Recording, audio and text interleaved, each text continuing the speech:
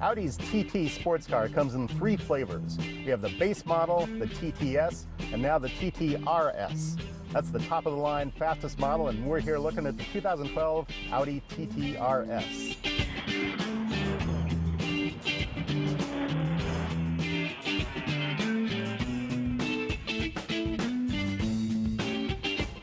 The RS in the name stands for Rennsport. Translate that into English, it means racing sport.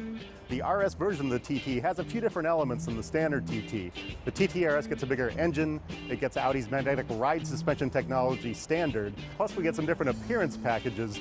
This car has this optional optic package, they call it, gives us these silver mirror covers. You can also get carbon fiber.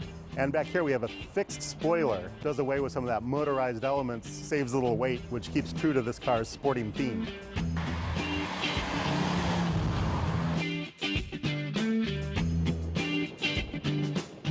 Audi has been doing some wonderful things with cabin tech lately, like Google Earth integration in the navigation system. But this car, not so much. This generation is 6 years old for the TT, and the cabin tech is 6 years old as well. Here in the head unit, we have just the stock system, no upgrades, and this is a basic radio. It's got satellite radio, it's got broadcast, it's got a CD player, and according to the literature, somewhere around here there's an auxiliary input, but I can't find it. Now, as it is, we do have a 9-speaker audio system, which isn't too bad, but you really can't hear it very well over the sound of the engine, this really aggressive engine in this car.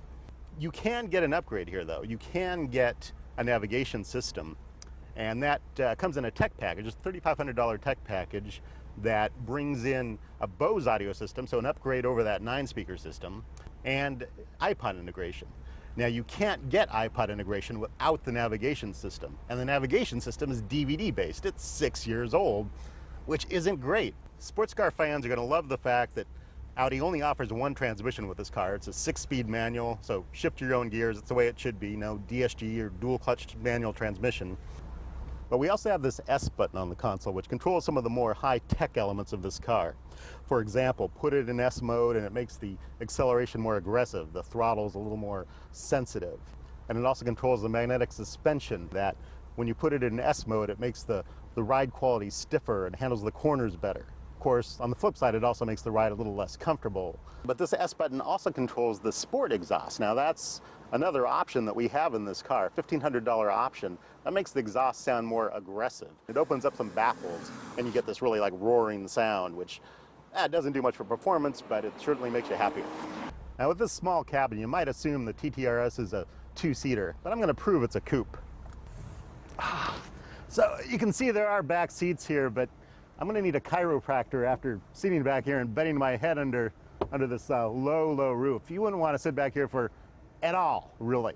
Anyway, let me get myself out of this place here.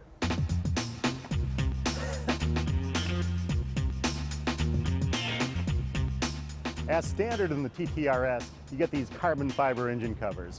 Not really important. What's more important is you get an extra cylinder. This is a 2.5-liter 5-cylinder direct injection with turbocharger. That's one more cylinder and 0.5 liters more than the standard TT. That adds up to 360 horsepower and 343 pound-feet of torque. Those are huge numbers for this small car, so it gives it really good acceleration. Now you'll also notice this engine sits sideways, side saddle. Usually this is a mark of a front-wheel drive car, but the TT RS has quattro all-wheel drive standard, so that doesn't really matter. What's more mediocre about this engine is the mileage. 18 miles per gallon in city, 25 miles per gallon in highway. Not great, pretty average numbers, but that's not really the point of this car.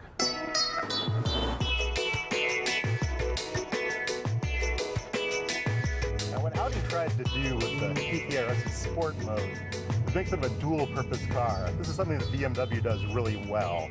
You know, in this, leave it off sport mode. In the city, you can drive around, drive to work every day. But it doesn't work so well in this car because the suspension in non-sport mode never really gets comfortable, and the engine always remains a little touchy, a little hard to control in traffic. On the fun curvy roads like I'm on right now, you can really get a sense of how this car is supposed to handle the places it's supposed to be, and this is fun driving it around here. Suspension really just handles these corners nicely, and you get a nice sense of rotation in the turns. But there's a couple things I don't really like about this car as far as the sports car goes.